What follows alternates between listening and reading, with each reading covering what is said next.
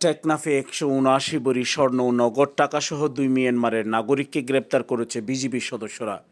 গ্রেপ্তারকৃতরা হল মিয়ানমারের মন্ডু শহরের সইয়েজা এলাকার শফিক আহমদের মেয়ে খালেদা বেগম এবং একই এলাকার মোহাম্মদ ইয়াসিনের মেয়ে মারুয়া।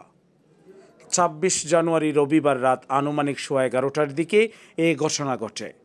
টেকনাফ ২ বিজিবি ব্যাটালিয়নের অধীনে লেফটেন্যান্ট কর্নেল আশিকুর রহমান বলেন, রবিবার রাতে কতিপয় মিয়ানমারের নাগরিক অবৈধভাবে অনুপ্রবেশ করে টেকনাফ পৌরসভার কেকেপাড়ার একটি আবাসিক ভবনে অবস্থান করছে এমন তথ্যের ভিত্তিতে বিজিবি সদস্যরা একটি বিশেষ অভিযান পরিচালনা করে। ওই সময় ভবনে অবস্থানরত মিয়ানমারের ২ মহিলা নাগরিককে আটক করা হয়।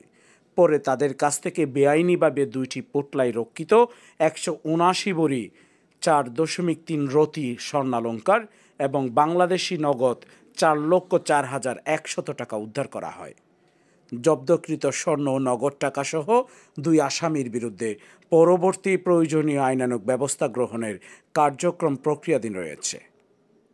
শেখ রাসেলের তথ্যচিত্রে নিউজ ডেস্ক, রূপান্তর।